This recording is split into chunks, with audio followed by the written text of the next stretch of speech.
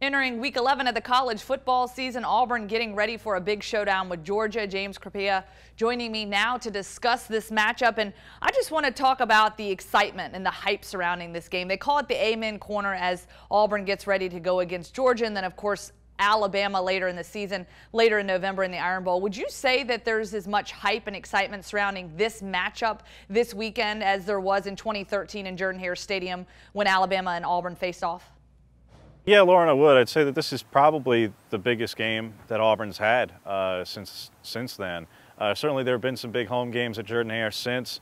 You can go back to 2014 and say the Texas A&M game was a big game. It proved to be a big game, obviously with the loss, but that said, it really wasn't, heading into it, it wasn't that big. I mean, they were a multi-touchdown favorite over A&M heading into that game.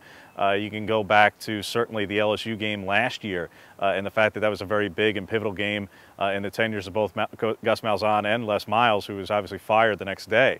But that said, they were not two top 10 teams. This, heading into this game, because of the rivalry, because of what's at stake, you have a #1 Georgia. We expect to be #1 after the second playoff rankings come out again this evening. So you have a #1 team there, and Auburn, who's number 10 in the AP and coaches polls and will probably be in the top 10 in the playoff as well. That makes this as big a game as possible with everything that's at stake. When you have two top 10 teams, it's only the 4th time in this rivalry's history, and it's the Deep South's oldest rivalry, 121 meetings. Only the 4th time they're meeting is two top 10 teams. So that in and of itself makes this just an enormous game, and what's at stake for both teams it can't be overstated. And as we know, this time of year, injury is always a big concern. There's been a lot of movement shifting on the offensive line in terms of health, injuries. Where are we at with that right now, James? Well, so far it sounds like much of the same from last week, and that all players in the offensive line are expected to practice both Tuesday and Wednesday, and that they won't know as a team until later on in the week. That was the same case as a week ago coming out of the bye week. You heard that from Malzahn, and ultimately Auburn's starting lineup really returned to what it had been a couple of weeks prior, but it didn't last that long in that either Darius James was unable to go, Mike Horton was unable to go, and Casey Dunn toughed it out at center. So worst comes to worst, they'll stick with the lineup that they had to end the Texas A&M game, not just ended, really almost 3/4 of it or more. In best case scenario is that, yes, is that Horton and Darius James are able to return, but we'll see. I don't know that they'll know one way or the other until either Thursday or Friday, maybe even on game day later this week.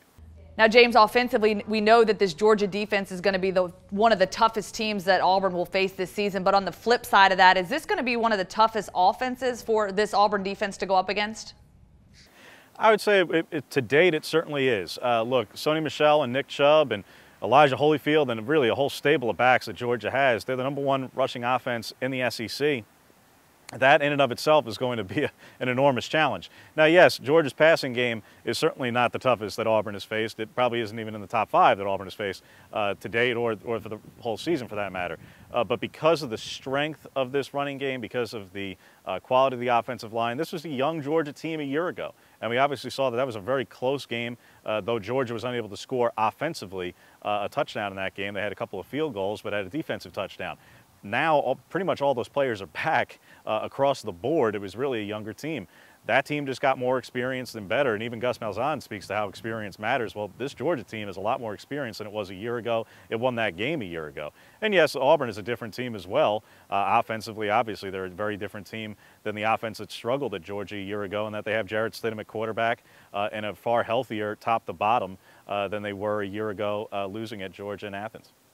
All right, James, looking forward to a great matchup in Jordan-Hare Stadium. That game kicks off at 2:30. We appreciate all your insight. And for all your updates on your Auburn Tigers, you can visit us on AL.com.